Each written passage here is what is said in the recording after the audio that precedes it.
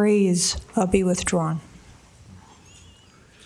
It would not seem to be required at that point.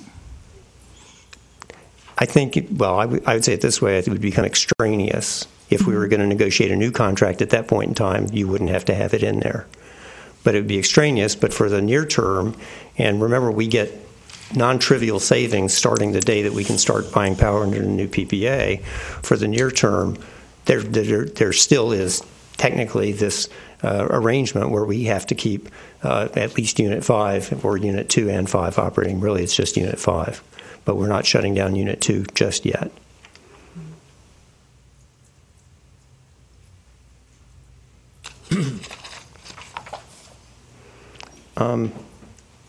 Okay. I have additional questions on the 12.2. 1511.2. Okay. Thanks. Okay. I'm sorry, not 12. I'm sorry, which one are you on, please? 1511.2. Okay. The change in law provision. Right now, if we were to reach, and admittedly we're far apart between I don't think we've even formally countered Florida Power and Light at $65 million. I think the position is that we're really, really far apart, so we're not even going to counter. But if we were to come to an agreement with Florida Power and Light to buy the shores from us, and which would then end the lawsuit. Right now, we would be entitled to all of the money under that purchase price, under that agreement, correct? Yep. And if we sign this agreement, OUC... This agreement. This agreement that we're talking about today, right. OUC is entitled to part of that. OUC is entitled to whatever the fallout effects are pursuant to 1511.3. Remember, if we agree to sell, 1511.2 does not apply. 1511.2 applies to a change in law as defined herein, basically an act of the courts, some other government agency, or the Florida legislature. And a voluntary agreement to sell the Shores business to Florida Power and Light Company does not fall within that category. 1511.2 does not apply. Okay. So how would 1511.3 then apply to the calculation? Potentially, our demand would fall below 85. The demand charges would be recalculated to restore OUC to the bargain that they thought they were getting. Naturally enough, that's what they wanted. We would be paying them the same amount for less electricity. We'd be paying them 85 megawatts. Even though we're taking 75? Correct. 65? Correct. Okay. So we would be paying them for the 85. I thought, again, going back to your statement to us in October, that they, and your handshake agreement with them is that they would adjust the take and pay. That was with respect to the specter, if you will, of legislative or judicial action that would prevent us. That is addressed by 1511.2. We're not talking about a legislative or judicial action here. We're talking about a voluntary action by the city. Okay. And is that calculation then part of your spreadsheets that you use to come up to the $65 million?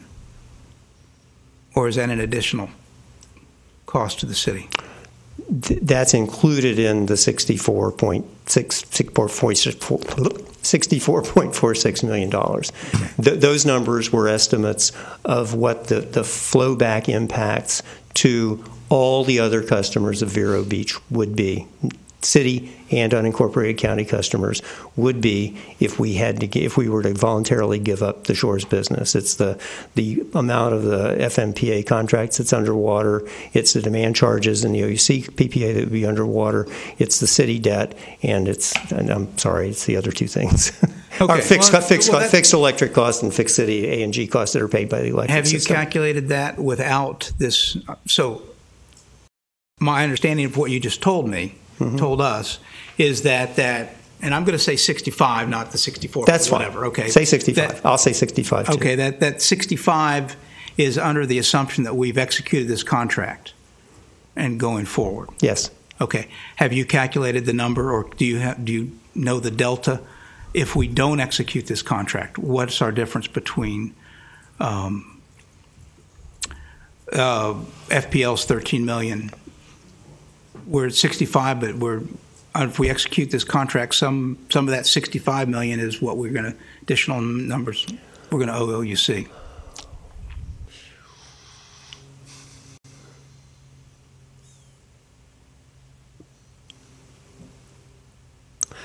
The answer is that that number has been calculated. It's in the $65 million. The spreadsheet that shows $65 million. It's the OUC demand payment reallocation or cost shift to Vero's remaining customers. That's the number. I'm sorry, I can't remember that number standing here right now. Harrington? Yes. Have you got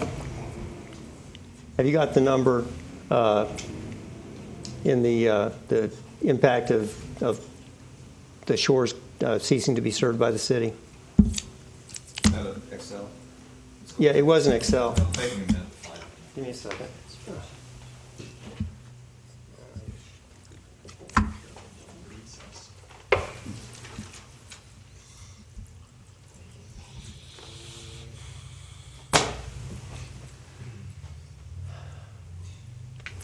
That number exists. I think we're going to have it for you in a second. Okay, thank you.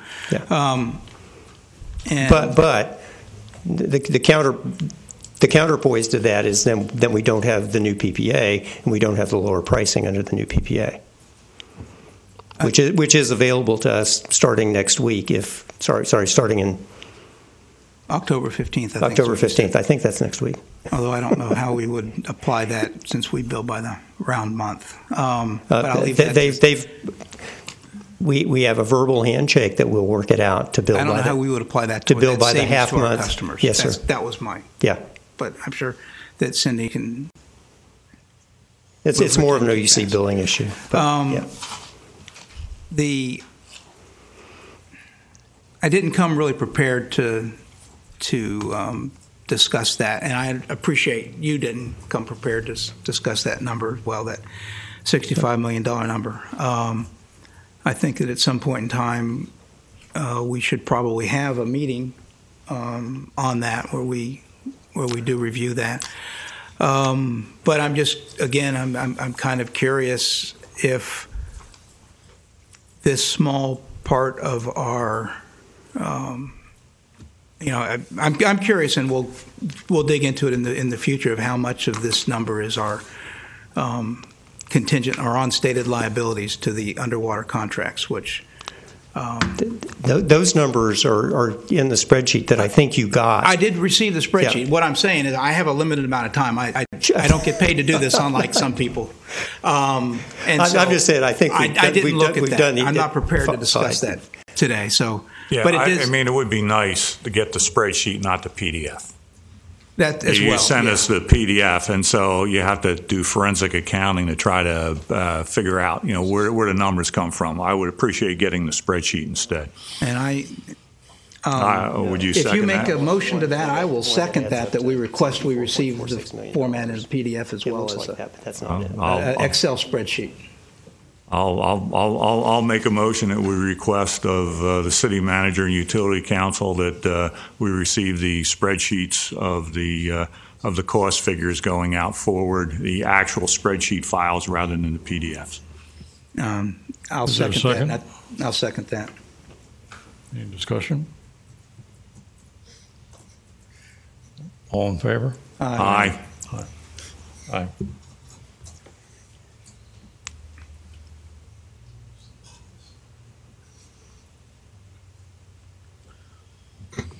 Excuse me, Mark, do you want to come up and, while Chef is looking for stuff, maybe you can take a break?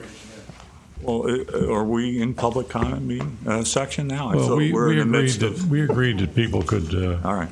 Okay. Hang on one second. That looks like it. Yep. Okay.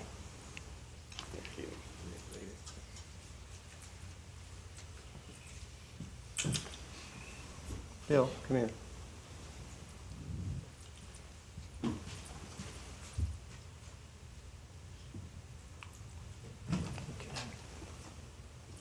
Okay, this number, this, just let me ask my question. This is the combined FUMPA and OUC, right? Yeah. Okay. The gross number for the 3 FMPA contracts and OUC is $18.5 million. I don't have the OUC specific, but we'll get it for you. Okay, thank you. Sorry. I thought there was a different row for that, but I was wrong. Thank you. You're welcome. Mark, have at it. Mark Mucher again. I wanted to go to the section 12.1 about the lease to OUC of the power plant property if they exercise the option of the building the power plant. I hadn't even seen that. That was in the old contract, is that correct? It is in the old contract. It is in the old contract. Okay. Well, there's, as Scott alluded to, there are arguments about the requirements for a referendum to lease that property. It seems like we gave them the rights to lease that property in 2008, and if there is a requirement for a referendum, there should have been one back in 2008. Does that make sense to anybody? It makes perfect sense. All right. And then the other argument is that we had a city attorney at the time that, in my opinion, took the easy way out in that charter revision, because all the supporting minutes and whereases and everything else that led up to that charter revision talked only about a change of use as a requirement for that referendum. In other words, if it's a power plant today, it continues to be a power plant, there is no change of use and there is no requirement for referendum. That the attorneys didn't go back that far or look into it that much when they determined and still determined that that a referendum's required whether there's a change of use or not, because that's what got into the charter. It's the old intent versus letter of the law argument. So I would very much like to see that option gone, as Scott mentioned and others. It's just way too confusing, and it's not something we want to do, and it's in there now, but we're changing it, and we need to take this opportunity to remove it. Thank you.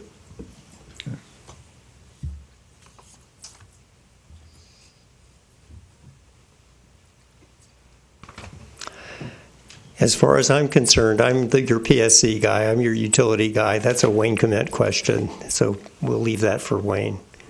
But my best understanding from talking about it with Wayne is that you can't contract away a charter requirement. But I'll let him answer that definitively. I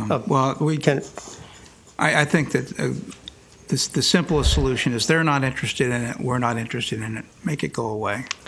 I have written myself the note to ask them if they will do that. I explained to you that they have some reservations. They would rather see fewer changes rather than more changes. I don't know. I already think we passed that point a long time ago in this contract. Yeah, we did. Can I? I apologize, but I have a constraint that it's not a personal constraint that I need to call to your attention. Mr. Harrington has to leave at 1 o'clock. I would like to jump ahead to the analysis summaries. If you'll indulge me, one more, while he's here, one more question about that's fine. About 1511.2. It says in here that we have to pursue all meritorious appeals of any decision that is adverse. And I'm not a lawyer. Does that mean to the Florida Supreme Court, or does that mean to the U.S. Supreme Court? What is the limitation? Hypothetically, the limitation would be the United States Supreme Court following an adverse ruling by the Florida Supreme Court, if it were meritorious. We don't file non-meritorious claims. We would have to be, we, your attorneys, Mr. Frost and I, whichever, both of us, we would have to be persuaded that the appeal had merit. Would the OUC have to be persuaded? Otherwise, they sue us.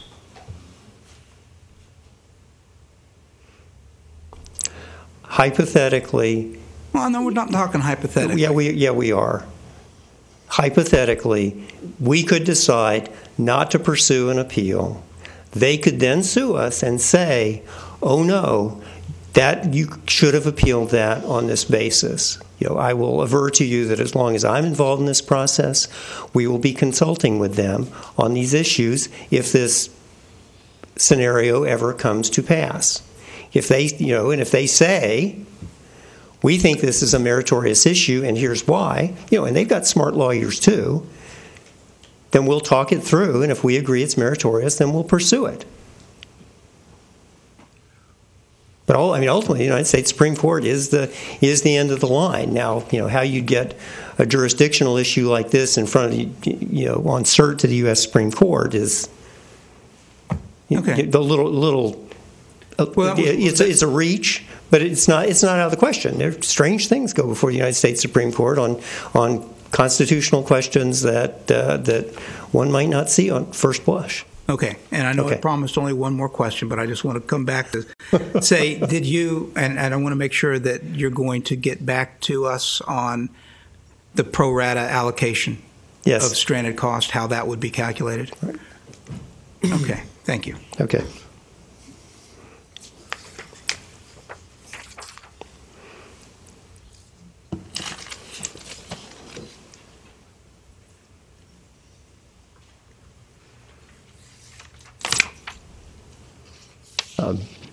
So, just briefly, what we've got is, I've titled the slide, "Why Accept the New OUC PPA?" The simple answer is because it's better than one we got by a lot. 120 million present value better, 171 million nominal better.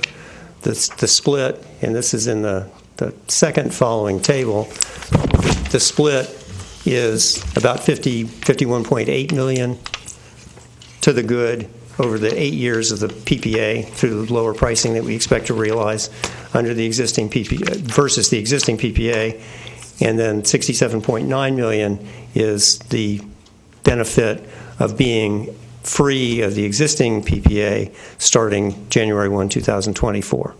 And these are projections; they're based on our best projections as we sit here today. But that's the total deal. The micro considerations are cost reductions per retail megawatt hour, and those are reflected in the graphic, and rate reductions that are reflected in this table in some detail. But the corresponding numbers, and I've included some historic data there to show where we've come from. The existing PPA, and I will tell you that for going forward, we assumed a constant differential of $2.34 per 1,000 kilowatt hours as the difference between all-in cost and the residential 1,000 rate, because we've got the tilt in the residential rates, and I consulted with our rate consultants, and they agreed that that's at a minimum a reasonable assumption that council and y'all could approve. You could change it based on a new cost of service study if you wanted to, but as we sit here today, our all-in cost is $124.42, and our rate is rate for the residential 1,000 is $122.08. That's a difference of $2.34, and it is that differential that I've applied to the projected cost in showing this table. So it shows under the existing PPA, we were at 130. We've been able to bring it down to 122, although it would be 123.93 if we had not over-collected during the past year. That's what enabled us to reduce the rate by $1.85 September 1st. So the existing PPA, absent sales being better than we thought, would actually be 123.93. But it is 122.08. No argument. That is what it is. With the new PPA on December 1st, we can drop it by $2.50. Continuing, comparing the new PPA to the existing PPA, it's $10, $11, $12 per residential 1,000 kWh less than if we stick with the existing PPA. That's the real bottom line reason those are the real bottom line reasons. And as we've discussed, and again, this is y'all's decision. I got input from the city manager and others who thought that sustainable rates over the long term were a good idea. And that's why we've got the tilted or levelized or levelizing or stabilizing demand charges in here. It does have the merit of producing a slightly lower NPV using the city's discount rate versus the rates proposed by OUC. But if you want to go back to the rates proposed by OUC that started at 88.31 and increased from there to whatever they are, 11.38, then you can do that too. That's fine. But The and from OUC's perspective, it's a wash. From our perspective, it's $400,000 NPV higher. That's all. It's not a great big number compared to $51.7 million of savings against the existing PPA over the 8-year term of the contract. I'm curious as to why this slide showing the existing PPA, new OUC, and new existing, the delta there doesn't run all the way out through 2023. Because I thought the next 4 years was relevant and it would have started making the numbers smaller. I can sure run it out. In fact, I can run it out, and in fact, hang on a second. In fact, if you look at this one, it is run out. Looking in the bottom block,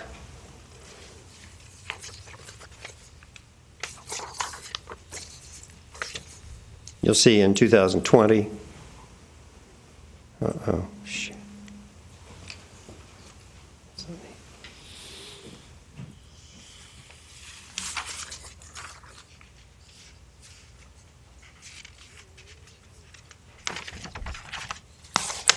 Okay, yeah, it's fiscal 20. So for 21, it would be $122.14. I don't have a pointer. It'd be $120.24. No, it'd be $122.14 under the new PPA. Under the existing PPA per residential 1,000, it would be $133.30. So that's a difference of $11.16. For 22, it would be $122.39 under the new PPA versus $135.63. For fiscal 20 for 23, it'd be $120.26 versus $130.89. The differential decreases slightly in that last year because of the roll-off of the city debt drops everything, and so the differential decreases slightly. But the information's there, Scott. Thank you. You're welcome. I'm sorry. I'm still a little confused by that table you have up there. So this one? Yeah. If you go, the third line from the bottom shows projected average residential bill per megawatt hour, and then the next one I see, okay, that's the existing PPA. It looks like it got cut off there. But then the bottom line there, how is that different than the projected average residential bill per megawatt hour? I don't understand the difference.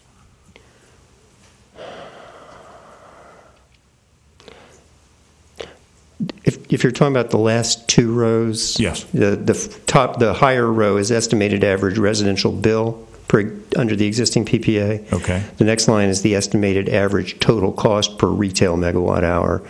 That's the total system cost for all the megawatt hours that we would sell converted to a dollars per megawatt hour basis. And that what the difference is is that under the new contract or the old contract? The last two rows are under the old contract. Okay. All right. So it got cut off there. Okay. Fine. Yeah, the existing PPA is the old contract. Okay. So, on those two lines there. Yeah. Okay. Thank you.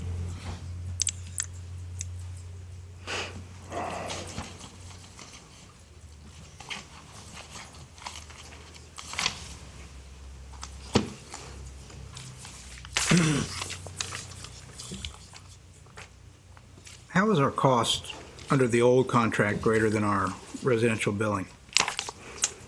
Or I must be reading something wrong because No. it's totally illogical.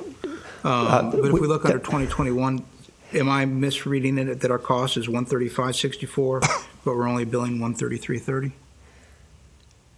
That's the projection based on the assumed constant differential between the average cost per retail megawatt hour for the whole system versus the 1,000 kWh residential bill. It's the reason that today our average total cost is, without the $1.85 reduction, would be $126.27, and without the $1.85 reduction that we implemented because of the over-recovery, the residential bill would be $123.93, $2.34 less. And the answer to your first question is why is that the case? Is because we, by choice, policy decision that's been made long ago, as far as I know, and has been made by at least all the IOUs in the state, is to have inverted rates for residential service, with a lower rate for the first 1,000 kWh and a higher rate for all additional kWh. FPL's rate for the next kilowatt hour above the first 1,000 is 2 cents higher. It's a penny higher on the fuel charge and a penny higher on the non-fuel energy charge. It's pretty much standard Florida rate making treatment. Okay, so that's the answer. The 126.27 is our all-in. That's the all-in cost under this the is the 1,000 existing kilowatt. under the existing PPA. We're able to reduce the amount we're recovering. It's the difference between cost and revenues, what we have to recover, because we've got the $1.85 surplus that we're carrying, that we're using to reduce rates. From there, you've got you've got the 126.27 minus $1.85 is the 124.42, which is the current average revenue per total retail kilowatt hour, without regard to whether it's residential, commercial, or industrial. And then, as a matter of policy, based on what we've been doing for years, as I understand it, we set the rate for the first 1,000 kilowatt hours somewhat less. This year it happens to be exactly $2.34 less, which is why the total revenue we have to recover is $124.42. The amount we're recovering on the 1,000 kWh residential bill is $2.34 less than that, or $122.08. And I've just assumed, because I didn't have any basis to assume anything different. No, I did consult with the rate consultants. I just assumed the constant differential. Go ahead. I understood your assumption. Yeah. I just didn't understand that this was 1,000. The Yeah. price that we bill for 1,000. Right. Okay. Yes. And I thought this was the average price, and I'm thinking, gee, why are we billing less than it's costing us? But now I understand that. I actually very cognizant of this because I have 2 meters on my property. One is a commercial meter, one is a residential meter. And the electrons that flow through the commercial meter from the same transformer are more valuable to the city than the ones that flow through the residential meter. And, you know, it's kind of intriguing. It comes from the same transformer, but it is what it is. That's an offline discussion that we could carry on for a while. I actually used to testify on cost of service and rate design, so we can talk about it, but not now. Maybe sometime after work when you're not billing the city. Fair enough. Could I come back to a point that you had made a little earlier? At some point, you mentioned that if there was a genuine reduction in our usage, for example, there is more push for solar power installations in individuals' homes. Mm-hmm. Right now it's minuscule, but over the years it might grow to be a significant proportion. What adjustments in the contract rate could we see? Are we going to be obliged to pay the full rate that OUC expects now, regardless of whether we are supplying that electricity through no fault of our own? Let's take a couple of, if it's okay, I'd like to take a couple of example scenarios. Sure. Okay. If everything went away, you know, if Harry Potter could wave his wand and put panels and batteries on every electricity consumer in Vero Beach, today, well, we wouldn't sign the new contract. If If not, there would be an interesting proceeding to see about some kind of stranded cost recovery. It would be a very interesting scenario. That's not going to happen. Assume that we continue to serve the shores. Just assume that. We predict load growth will be slight in these assumptions. Other utilities are predicting more like 1.1, 1.2%. We're assuming 0.5% to be conservative. If our load grows 0.5% a year and solar,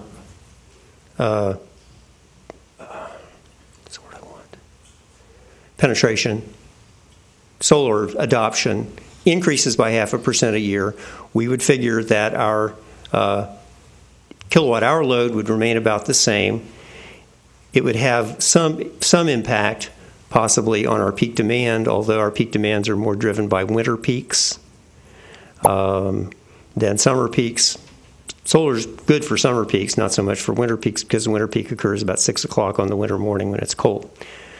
But it could, one example is it could track, and if there was a corresponding reduction in our peak demand, we could stay at 85 megawatts through the end of this contract, which, remember, is only 8 years. It's not 14. So it's possible that they could more or less wash out. If they didn't, and we sold less kilowatt hours due to solar, we would still pay the same demand charges. It would have some upward impact on our rates. The upward impact would depend on the real change in the kilowatt hours. If our rates went up 1%, our sales stayed the same. If our demand cost went up 1% and our sales stayed the same, there'd probably be about a 3 or 0.4% impact on our upward pressure on our rates when you track through just the demand charge piece. Remember, the FMPA charges aren't changing, so they'd be slight upward impact. If solar increased a lot faster than we think, and I do this, I represent solar developers, I represent biomass developers. I believe it's going to happen. Do I believe that solar penetration is going to be large and dramatic at the end use level by 2023? No. Do I believe it's going to be large and dramatic by 2035? Yes. But that's worth what it's worth. It's it's an informed opinion. But the answer is, if that were to happen, or if people were just to become more conservation oriented generally, then our sales growth might not be as much as expected. To the extent that the sales growth flattens and our peak demand flattens, then you wouldn't have as high peak demands in the future years, and accordingly our demand charges would not be probably quite as high as shown in the projections that I gave you this morning. Is that a satisfactory explanation? If you want to ask more questions, we can keep going. Well, yes. I mean, if we're talking now about future projections, let's also face the realities that there's a constitutional amendment being proposed to allow other entities to offer solar power for residential use. If that passes, I imagine that would have quite an impact on solar use throughout the state, and presumably also in Vero Beach. So to the extent that solar power is being used by individuals to offset their own power demand and their own costs, the utility, Vero Utilities, is going to have to cover those costs by increasing rates on all the people who don't have solar power. And on the customers who do have solar power for the amount that they continue to buy from the utility. If they go off grid, if they install panels and batteries and say, see y'all later, then it's a complete impact. If that happens, then we lose our peak demands too, which will shave some costs. No, you're right. There are scenarios, and as I said, if if the solar penetration increases significantly, it will put some upward pressure on our rates. That's true. And it's facially true. If people conserve more, whether it's through solar or just turning their thermostat up in the summer and down in the winter, same exact effect. Okay. Well, all I'm trying to say is that this is not an inconceivable situation you're right, at it's this not. point. And I would just toss in this, that the new contract enables us to get out of the old contract in 2024. Now, under the old contract, we would shed demand charges too, starting in 2024, but the pricing is higher. It's a multivariate optimization problem. The savings are big. No, I'm not arguing against the new contract. Yeah, okay. I'm just asking how much provision Tracking there is in the new contract to cover reduced. There's not demand. really express provision. There is the flexibility in that we do have some projections of increased demand in the cost projections that you've seen. To the extent that's offset by increasing penetration of solar or conservation or roof insulation or ceiling insulation, for example, will shave peak as well. To the extent that there's some reduction in peak demand growth, that will save us some cost as well. Generally speaking, there's going to be other things equal. The economist's term, other things equal. Reduced consumption will put upward pressure on rates because we have a lot of fixed costs, like every other utility system has a lot of fixed costs. And the higher your proportion of fixed costs and any reduction in sales will increase the average cost per unit sold. Okay. Thank you. I think that gets to the point we talked about earlier about seeing more detail on the components of demand. Make sure we have enough safety margin on that 85 megawatt number because these situations are changing, and some other states they've changed radically, very, very, very quickly. Additionally, I've heard that Piper's studying the feasibility of generating their own power through natural gas at the airport. And if they did that, that would be a significant reduction in our base, even though they may still have a meter and buy a little bit from us. Is it still? Are we still required to purchase power from other generators, customers who generate and have a surplus power? I believe so. Yes. And do we purchase it? I believe, I don't know it, but I believe at one point in time, Florida Power and Light was purchasing it retail. And do we purchase it retail or wholesale? We purchase it wholesale. Okay. I think we have 2 customers that we actually write checks to.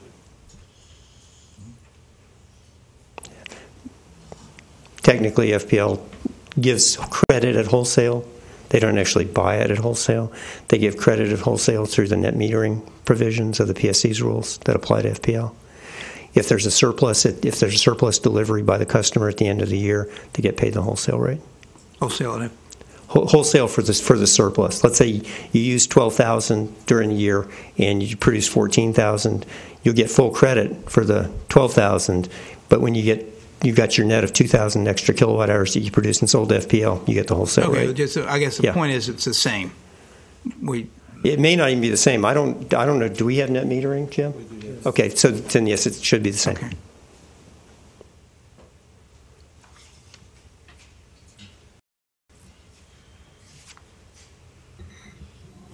Are you exhausted yet? I'm doing fine. I've covered everything that I wanted to cover. I think unless anybody has any questions on the cost projections, I'm going to spring Bill, but I'm happy to stay as long as y'all want. You're the client.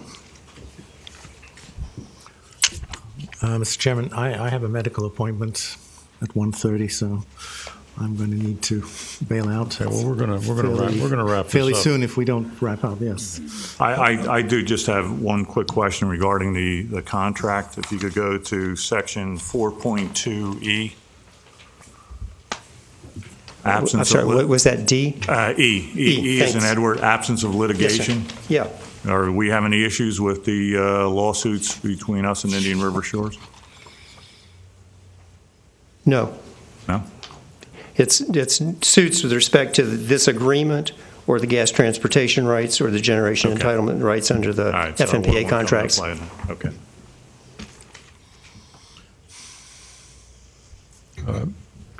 Charlie, you have a question? I have a question for Mr. Yeah, Wright. you may. But I want him to finish. I don't want to interrupt.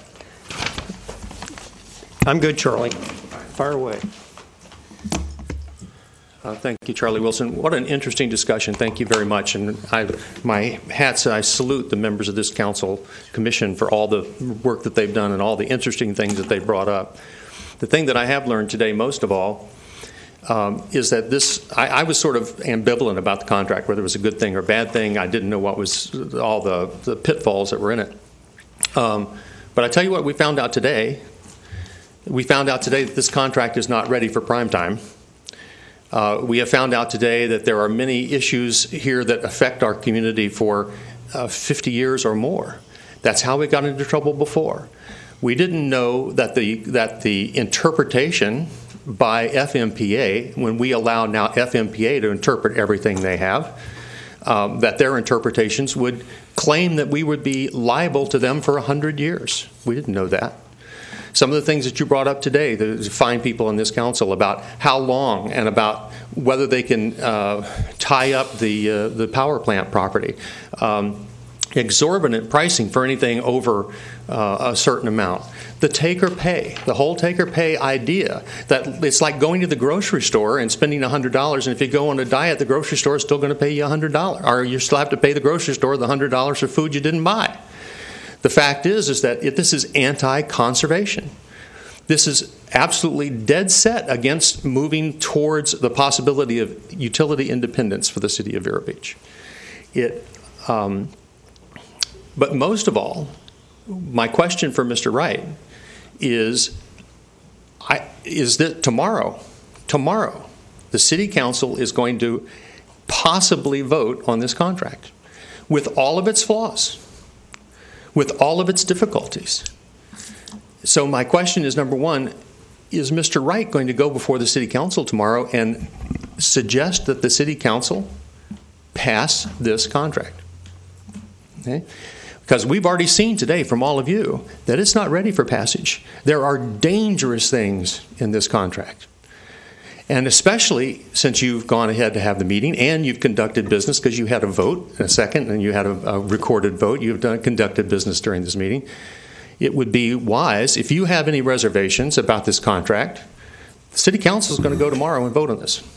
It would be wise to have a motion in a second to tell them what the Utilities Commission decided today, because you have uncovered things that I'm quite certain that the city council doesn't know. And so if this is about power and it's about future and it's about the citizens of Vero Beach and the ratepayers, then you need to take a stand. If this is about politics, then you're right.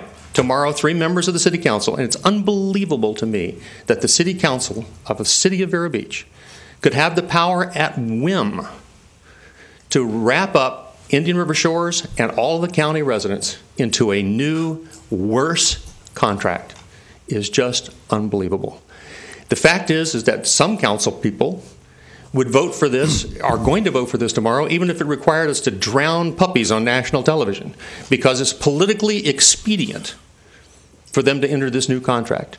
So my question to Mr. Wright, knowing he's already made notes about the things he has to talk to his colleague about, and he's already said, the reason we have bad provisions in this contract is because it's too much trouble to ask the Orlando Utilities Commission to take it out.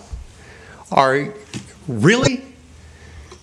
So we're going to have a bad contract with bad provisions because we don't want to bother the Orlando Utilities Commission?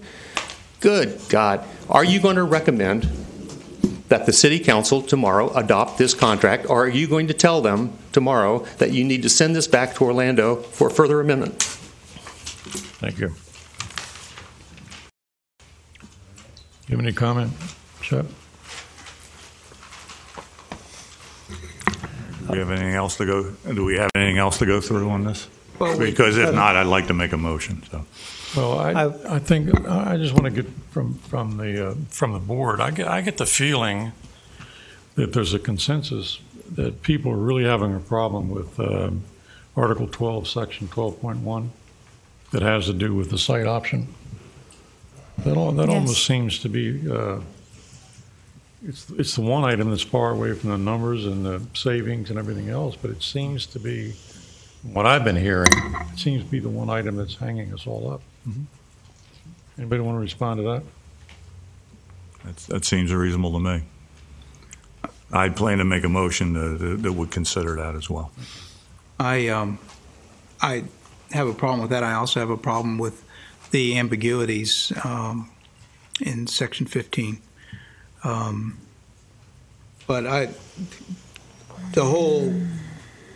the other thing that we obviously do not have time to get to today is the transmission study, which we just received a draft of. Right. And I'm not even, one of the questions that I would have had to Chef, if we had time to get into this, is where is that in the model? And have we accounted for those costs in the model in these numbers? But I'm not. This was supposed to be done in July. That's what was represented to us before. I'm glad at least we have a draft now. But does this affect anything? And I don't think we have an answer to that. I think we need an answer to that. Before we make a motion, Peter Gorey, you want to make a comment? Yes, thank you. Peter Gorey, I'm the chairman of the Finance Commission, and I certainly endorse what Glenn said earlier in terms of trying to understand all of the data that has been imposed upon us, and critically not having the interaction or the able to meld our individual ideas. But I wanted to just throw out these questions that I was going to bring up very quickly. What are the salvage costs? What revenues are potentially available with the turn down of the plant? Whether they have drums, whether they have piping, whether they can reuse or resell any scrap metal. Are there any inventories that can be monetized? What are any opportunities for reusing computers, whatever that could be monetized? Secondly, what are the exit costs of personnel? We're going to have to pay to the degree that people are going to have to be terminated as a result of closing down the plant. You're going to have unemployment. You're going to have sick back pay. And then, is there any issues on a personnel side where you can cross-fertilize with not laying off as many people? So there's a number of personnel issues that then there's a question that every year administrative charges are charged from the general fund to the electrical as well as the other enterprise funds, to the degree that it's based upon headcount, those allocations. The city council, every one of the departments, would that be affected and reduced if it was based upon the staff number? And so then, is there any residual operations that are going to have to be, perhaps Ted Fletcher can be at the next meeting. I presume we're going to have a meeting, and I agree with Glenn, we should have a joint meeting again to share some of these issues. So those were some of the questions that I was going to go into greater detail on in terms of having the staff respond and look at them, but at least to give a heads up. The other thing I was looking at were the other investor utilities in the state and what their rates are. Obviously, we know Tampa and FPL are among the lowest. But Florida Public Utilities Northeast and Florida Public Utilities Northwest at 1,000 kilowatts are $136.50. Gulf Power with 435,000 are $135.81, and Duke Power with Progress Energy with 1,700,000. These are all residents. Are $118.55 a month. So that's 2.2 million residents, customers in the state of Florida that will have higher bills at 100,000. At 1,000 kilowatts than what's proposed next year for the city of Vero Beach. Well, I would say to that, I think the relevant thing is to look at the other municipal utilities in the state. So I went on a publicpower.com site this morning, and in June of this year, out of 33 municipal electric utilities, Vero Beach was the 30th worst. In December 2014, it was the 26th worst. June of 2014, 24th worst. December 2013, 32nd out of 33 worst. And June of 13, which is based about as far back as I go, 26 out of 33. So, I mean, this will help. We have some other wood to chop here relative to other electric utilities. Well, no, I absolutely agree with that. I'm not arguing Fort Pierce, which is similar in size to us and has substantially better rates. Yeah, let me respond to that. 6% of all residents' customers use 24% of the power. The Indian River Shores is 8% of the residents and uses 14% of the power. 175% of what, if you take Indian River Shores out of the 28,000 residents' customers, those who remain outside of the shores. Is that total power or I think the analysis that came from the city finance director was about 8.7. Okay, 8.7. Well, okay, that's not 14%. No, 14%. Well, that's what you just said. 14%.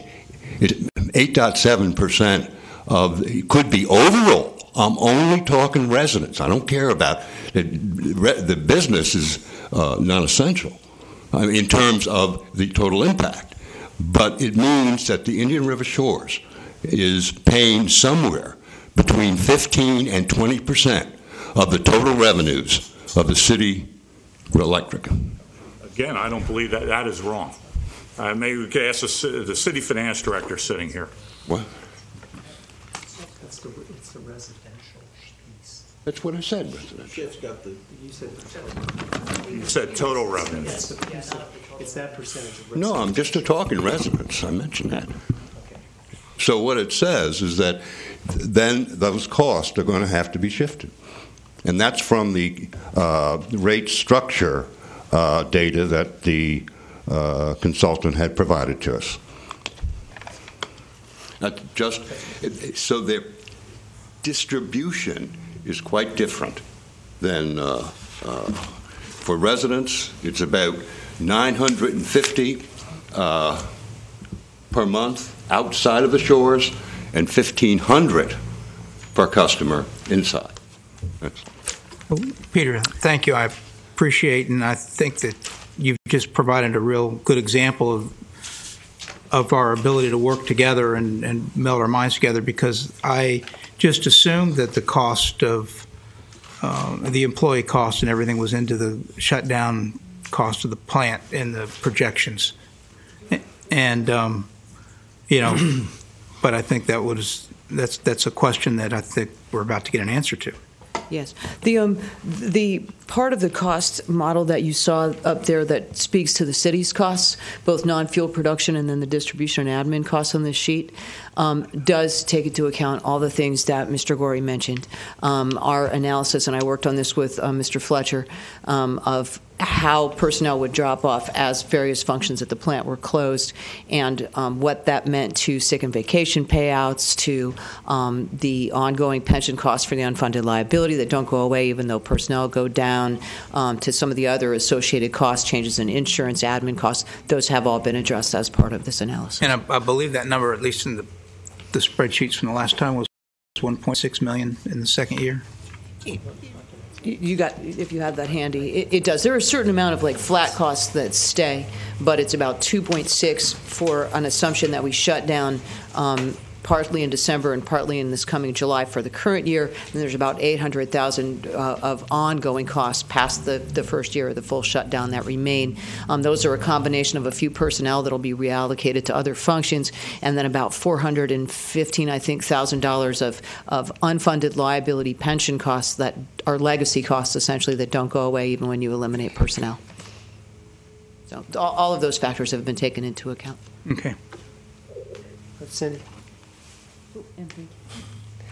Just to clarify, the number in the last month or August was $1.25 million, not 1.6. Okay. Otherwise, everything Cindy said is exactly right. Okay. And it is, those numbers are in these spreadsheets, and they are in the summary sheet up there.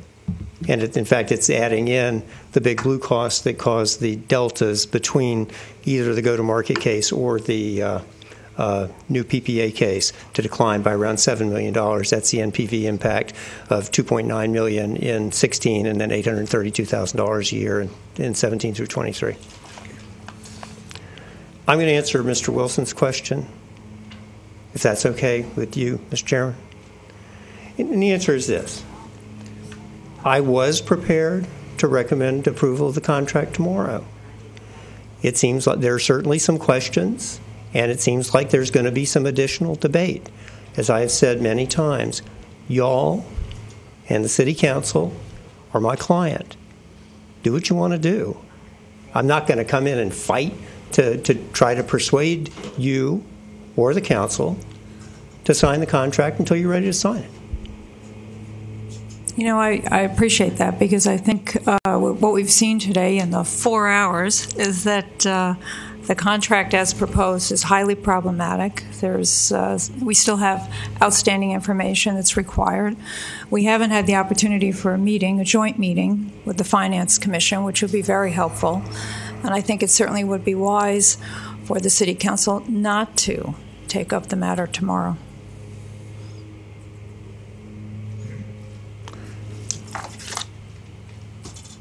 Well, we can't recommend what they bring up, but we can.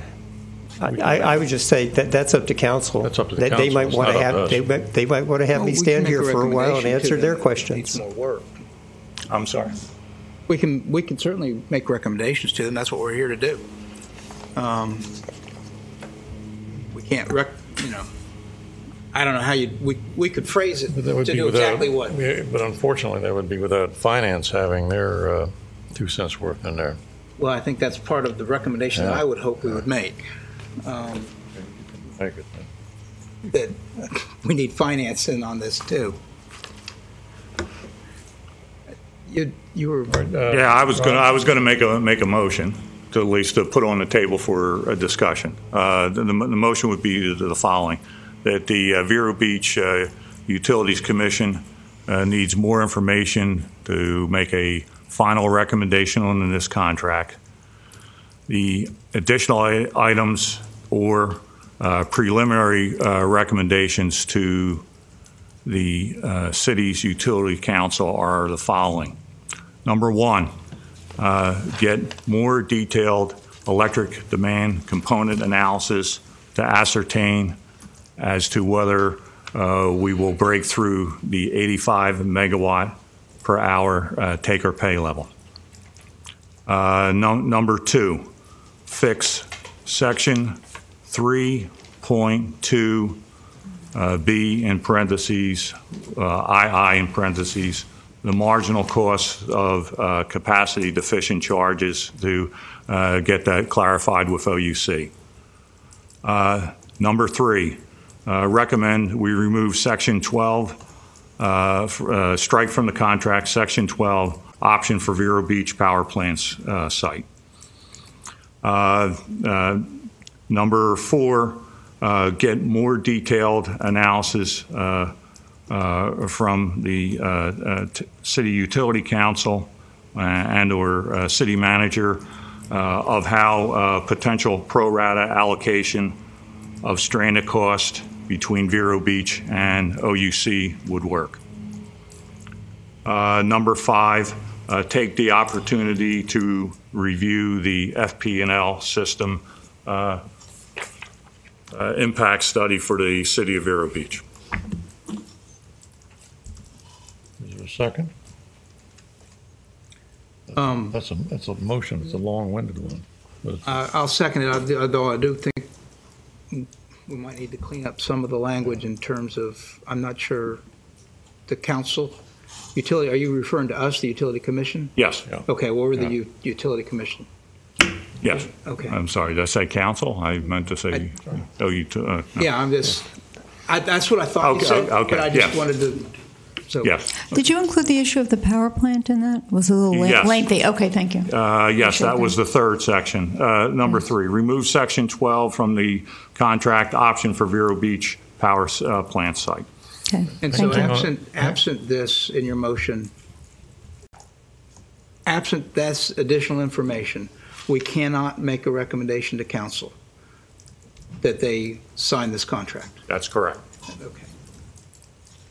City Manager? Mr. Chairman, I want to address something. This FP&L transmission report, this is not really a draft. It's still got 2 more reviews to go through.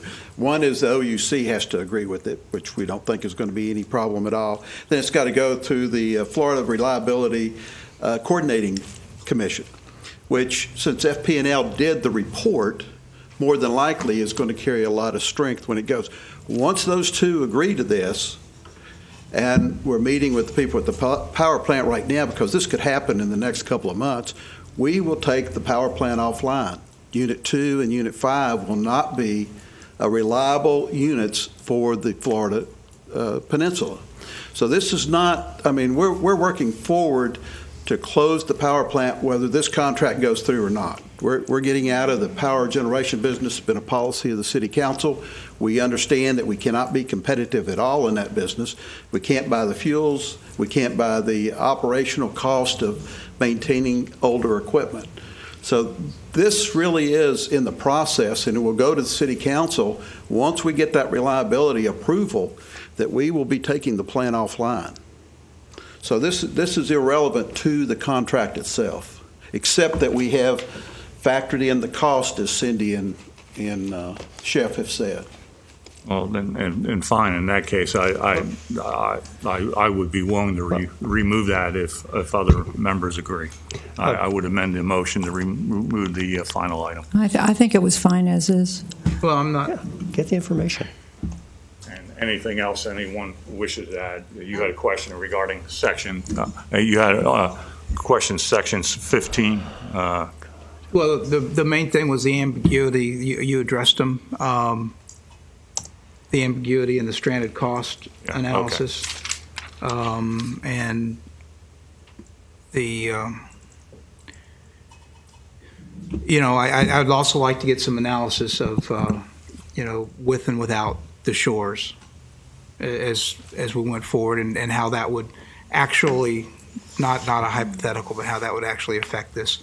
But Jim, you're saying that there is no cost in this that would affect the analysis of go-to-market versus this is not go-to-market. No, I understand that, but there's no. We've been waiting for this for months as part of our decision-making process. We had made the decision. What I've been told, we are getting out of the generation business. We're getting out of the generation business. This transmission study says we can get out with very little cost compared to operation of the power plant 3 years from now, as an example. There's very little cost. As a matter of fact, we're getting down to it's a protocol issue. When would we reduce our loads? How would we do that? And that kind of stuff.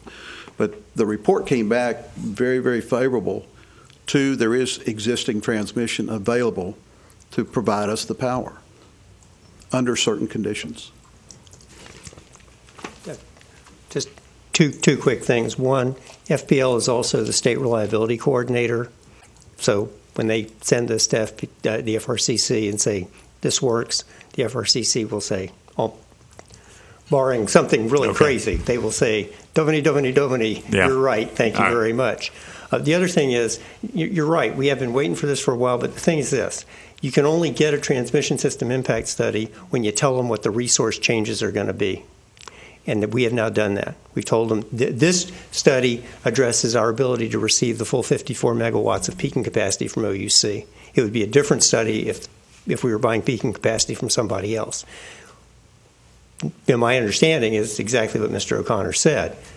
The policy decision has been made, strongly recommended by Mr. Richards, that you shut down Big Blue because it's going to cost so much to keep it running. This is the option on the table to replace it and satisfy our reliability responsibilities. Another option would be to buy peaking capacity elsewhere in the market. But then if we do that, we can't get this contract with its savings. Well, just the number that I have in my head goes back to the negotiations with Florida Power and Light, as they were part of the value, supposed value that they gave to us was $14 million in transmission upgrades to be able to close the power plant. And it looks like that number is relatively zero. Yes, sir, except they were planning on bringing it up from the south as well. So the way they were going to deliver capacity to us is different than the way that we're going to get capacity. Okay. So it made it, as Chef said, the study would have been done differently if we were buying directly from Florida Power and Light, or if we're buying from OUC, or if we were, if we were buying from FMPA, everything. but the fact of the matter is, the study is specific to where you're purchasing the power. And that's, in essence, what this study does. It says, under this proposed contract, or if we want to buy from OUC, which we are all still obligated under the existing contract, that we buy that capacity from them. And it's saying that based on this analysis, there may be some capacitors that will have to be purchased and some of that, but it's really boiling down. When I read through it, and if you read through it, it's a protocol issue, and that is, when can we move our 69 transmission and change, talk, for example, if we go into, and one of the things Chef and Bill will be helping us with, are interruptible rates. We were talking about Piper. If, in fact, they have capacity, i.e. a generator or anything else, we could actually pay them to become an interruptible customer. Our water plant, our sewer plant, which are two major factors in running capacity. Those type of protocols will allow us in this report to get it at a relatively inexpensive. I mean, we're still paying FP&L transmission rates, which we already do at a tune, I think is about $150,000 a month or something. Okay. Yeah. I had one other question, and I don't know that this can be part of it, but perhaps we can recommend that a vote not be taken by City Council until the requirements of the motion have been met. And I don't know that we are able to do that. That's why it's a question. No, the motion's already been made and seconded, and we're discussing it. Right, we're just discussing. You go adding. And I'm sorry, you were saying, Sherry? You can make a motion when they're done with that one if you like. You could amend the or motion. Or he could amend it as long as Scott seconds. You can make a motion to amend the motion, which would need a second and a vote on your motion to amend the motion before we voted on the motion. Right. Okay, which we can do. And or you could vote on the motion and she could make a separate motion. Mm-hmm. Or however whichever is faster. Depends what you wanted to accomplish. That's fine. Well, if we're ready to come to a vote, maybe we should have the clerk read the motion back so we're all on the same page. Brief of your motion. I will do my best. All right. The motion was that the Utility Commission needs more information to make a final recommendation on the contract for a preliminary recommendation. That you get more detail on the electric demand component analysis and on the take and paid leave. Okay. Yes. Get more information on the electrical demand, how that might impact the 85 megawatt take or pay. Okay. And then you had to fix section 3.2. Yeah, well, why don't we use the word clarify via example? Where did you want that? Clarify section 3.2B. Oh, clarify. Okay. Marginal cost via an example in the contract.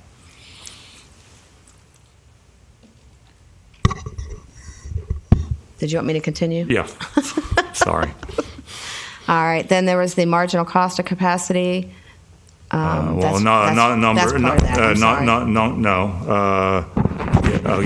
Number 3 was remove section 12 from the contract option for Vero Beach power plant site. Yeah, that we recommend removing it. 4 was get more detailed analysis from the.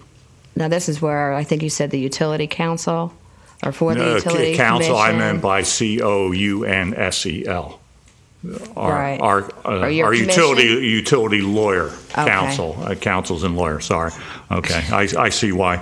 Yes, it was to get more detailed analysis from Mr. Wright of how potentially a pro rata allocation of stranded cost between Vero Beach and OUC would work.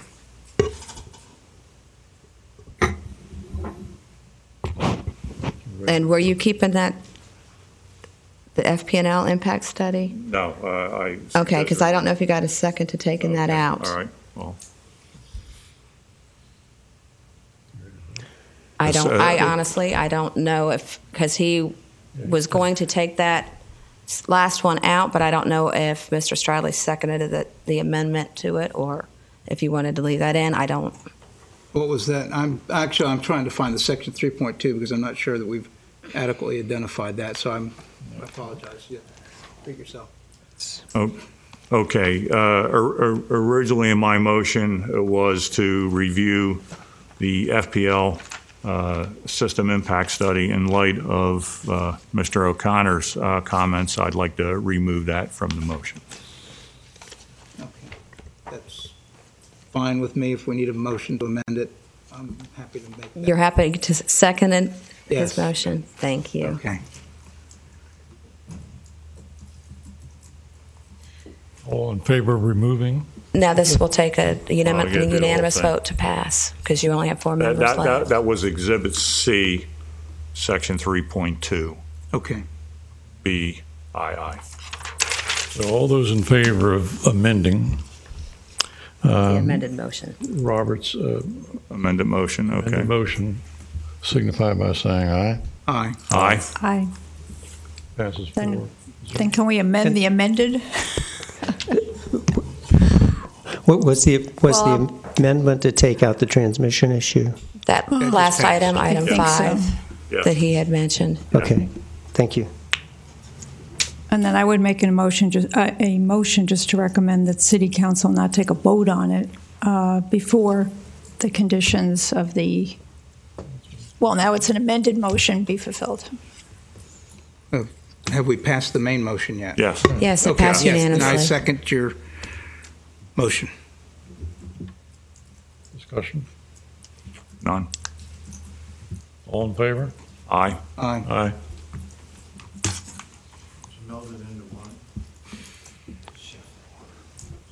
Yeah, okay, you're done. Bye. Thank you. I guess we just need a motion to adjourn, right? So moved.